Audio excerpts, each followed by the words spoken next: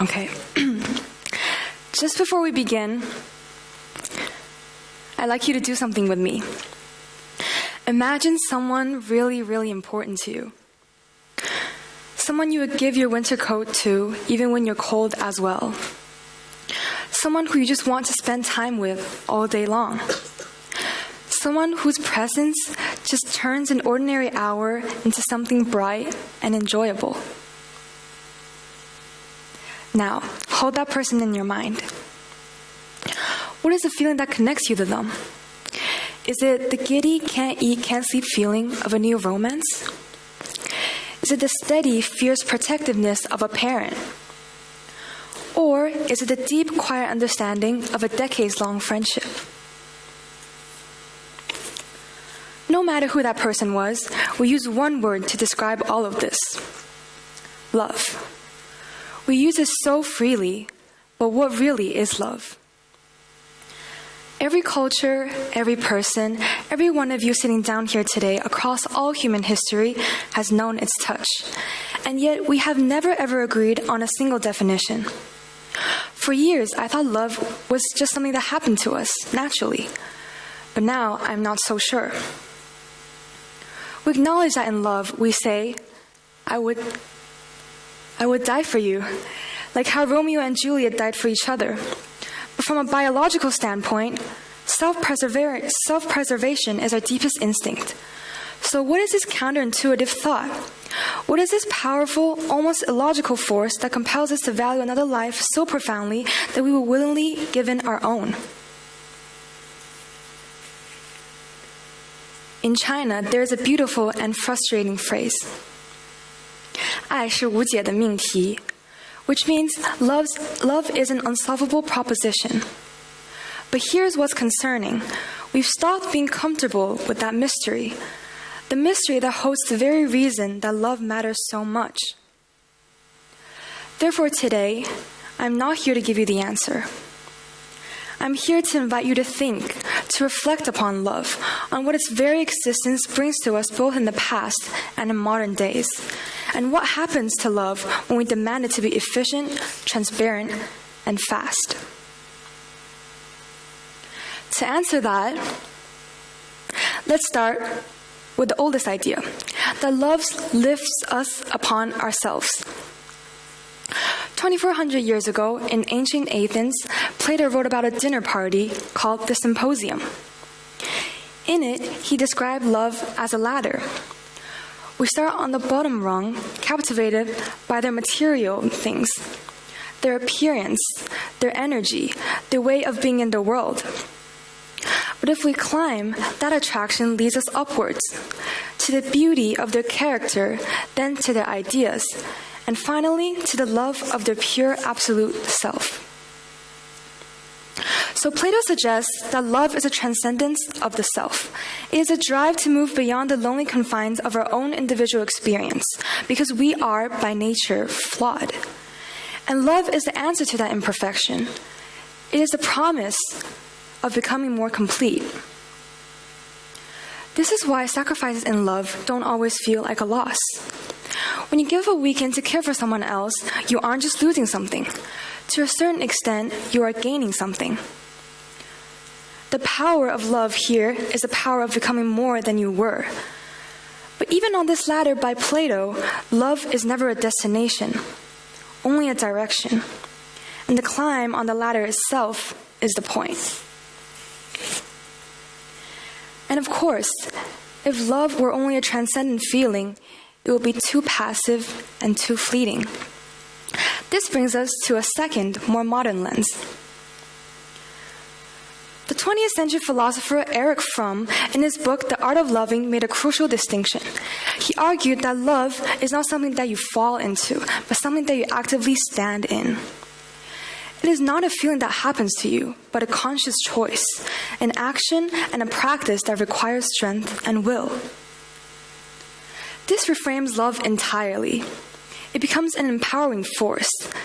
The daily acts, the patience when you're irritated, the commitment when it's difficult are not chores. They're the very practices of love.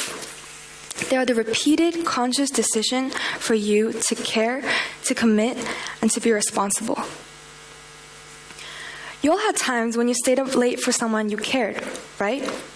And that was not because you had to, but it was because you choose to show that you're responsible. That's Fromm's idea. That's about willingness. And this is exactly how it looks like to live the question of love. Not to wait for it to happen to you, but to choose it actively, again and again.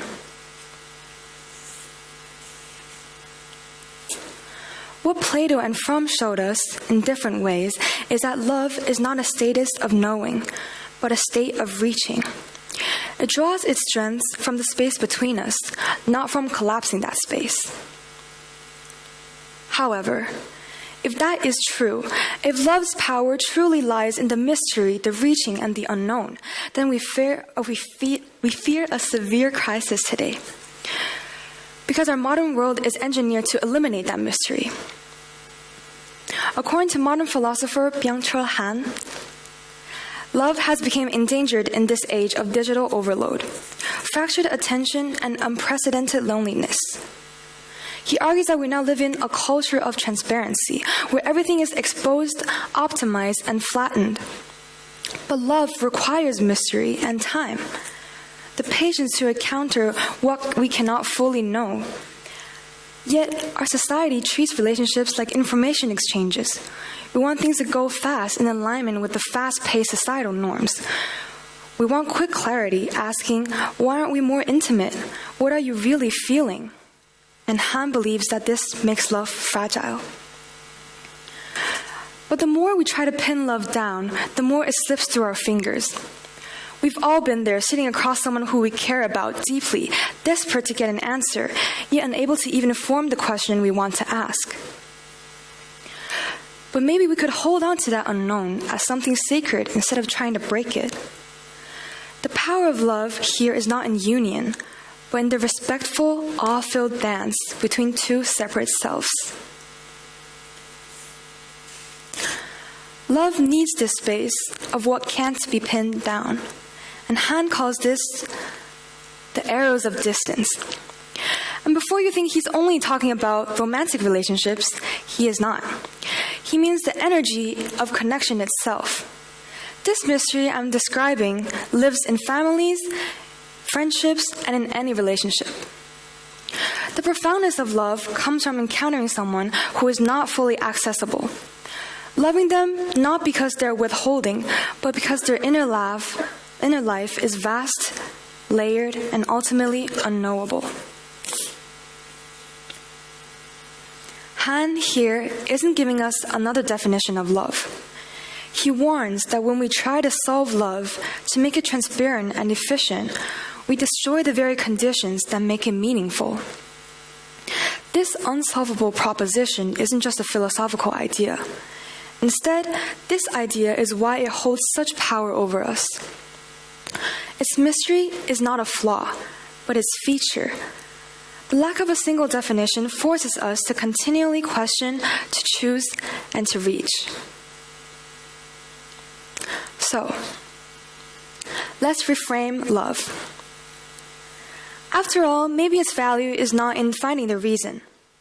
Its value is in the depth, the meaning, and the humanity that we discover while grappling with the question itself. It shapes us, compels us, and asks us to be more than we were yesterday. Now, think back to the person that you pictured in the beginning of this speech. That feeling that you have for them, that willingness to put them first, this is not just a simple emotion. It is your daily act of will. It is your respectful bow to a beautiful, separate universe that is them. So love isn't about finding the answer, but daring to stay in the question. That is what Plato's climb was for, what Fromm's daily choice builds, and what Han says we cannot afford to lose. It is you living the question. And that, perhaps, is the most powerful answer of all. Thank you.